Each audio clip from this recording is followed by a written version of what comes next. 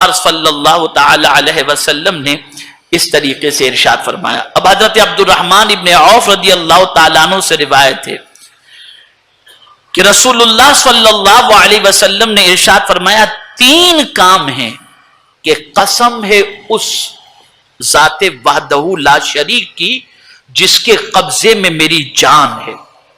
حضرت عبد الرحمن ابن عوف راوی ہیں اور سرکار قسم کھا کر کے فرماتے ہیں کہ اس رب قدیر کی قسم جس کے قبضے قدرت میں میری جان ہے 3 کام ہیں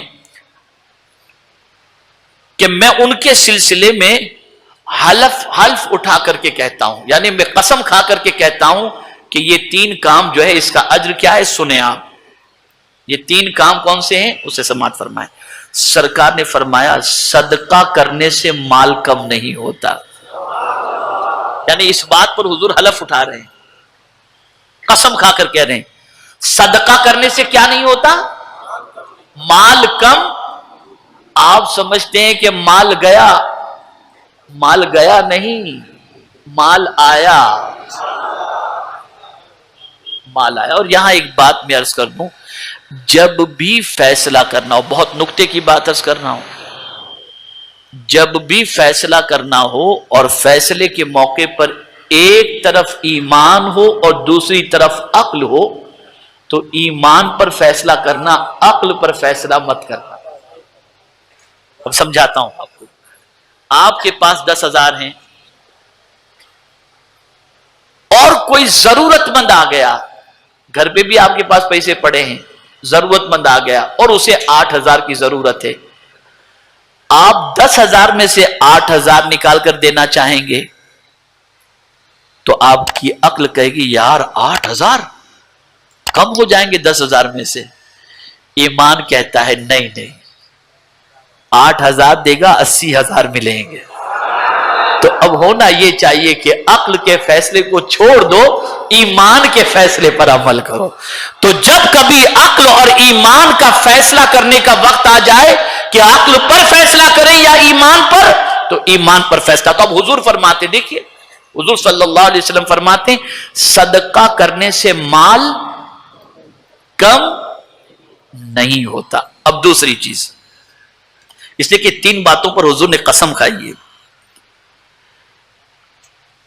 دوسری چیز، جو بندہ کوئی زیادتی معاف کر دے تو اس کے بدلے میں اللہ قیامت کے روز اس کی عزت بڑھائے گا. یعنی اگر کسی نے آپ پر زیادتی کی، آپ کو گالی دی، آپ کو برا بھلا کہا، آپ کی آبرو سے کھیلنے کی کوشش کی اور آپ نے نظر انداز کر دیا، معاف کر دیا، چھوڑو میرا بھائی یہ مسلمان ہے نا، کہاں یار، اللہ اس کو معاف کر دے، اللہ اس کو صحیح سمجھ عطا فرمائے.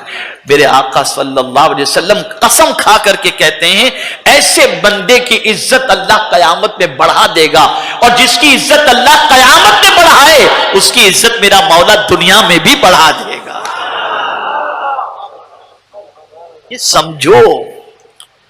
اور تیسری چیز، میرے آقا صلی اللہ علیہ وسلم نے ارشاد فرمایا کہ تم معاف کر دیا کرو. اگر تمہارے ساتھ کوئی زیادتی کرے نا تو معاف کر دیا کرو، اللہ تعالیٰ تمہیں عزت بخشے گا. میرے پیارے آقا صلی اللہ علیہ وسلم کے پیارے دیوانوں، ہاں تیسری بات، جو شخص اپنے لیے بھیک مانگنے کا دروازہ کھولتا ہے، جو شخص اپنے لیے بھیک مانگنے کا دروازہ کھولتا ہے، اللہ تعالیٰ اس کے لیے غربت کا دروازہ کھول دیتا ہے. بہت سارے مانگنے والے آپ کو ایسے ہی ملیں گے، اللہ ماشاء اللہ، جب دیکھو تب. اللہ اس چیز سے بچائے، ایسی مشکل سے بچائے. یہاں ایک حدیث عرض کر دوں، بہت تفصیلی موضوع ہے اور میں زیادہ وقت نہیں لینا چاہتا. اب یہاں ایک اور چیز میں عرض کر دوں، میں نے کل ہی چتردرگ کے اندر اولاد کی تربیت پر میں نے جو گفتگو کی تھی اس میں میں نے ایک حدیث شریف بیان کی تھی. اب وہ حدیث شریف کیا ہے؟ حضرت سعد ابن ابی وقاص رضی اللہ تعالی عنہ بیمار ہوئے،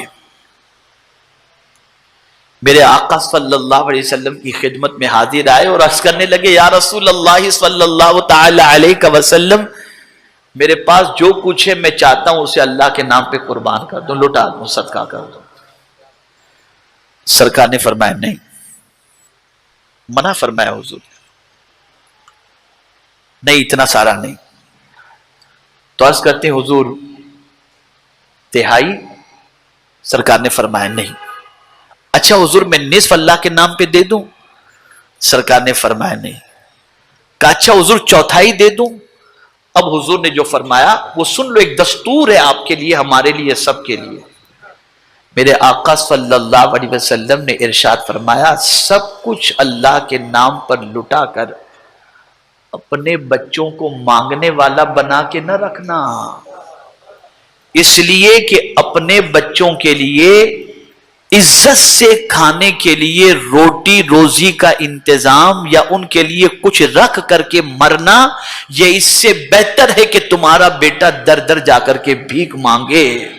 یہاں ایک حدیث شریف، اس حدیث شریف کی روشنی میں سرکار اپنی امت کو یہ تعلیم دے رہے ہیں کہ سب لٹانے کی فکر مت کرو، اپنی اولاد کی بھی فکر کرو، اس لیے کہ اولاد کی ذمہ داری قدرت نے تمہارے سر پر رکھی ہے، اور تم اگر اپنی اولاد کے لیے انتظام کر کے اور کچھ رکھ کر کے مرتے ہو تو تمہاری اولاد کو در در ٹھوکریں کھانے کی ضرورت پیش نہیں آئے گی، ورنہ ہوگا یہ کہ تم سب دے دو گے اور تمہارا بیٹا کاسے گدائی لے کر سب سے بھیک مانگتا رہے گا۔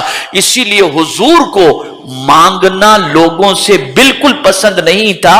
سرکار صلی اللہ علیہ وسلم اس کو عیب تصور کرتے، فرمایا کرتے تھے خیر الید ید العلیا، بہترین ہاتھ وہ ہے جو اوپر والا ہاتھ ہو، یعنی دینے والا ہاتھ ہو۔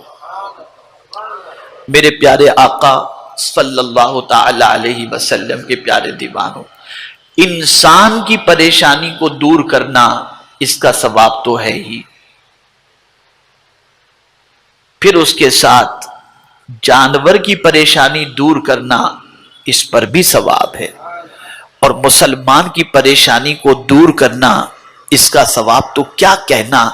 میں آپ کو ایک واقعہ سناتا ہوں۔ اس زمانے میں جب یہ بال پین، فاؤنٹن پین، یہ ساری پینوں کا رواج نہیں تھا، تو لوگ لکڑی کی قلم سے جو ہے وہ سیاہی میں ڈبو کر لکھا کرتے تھے۔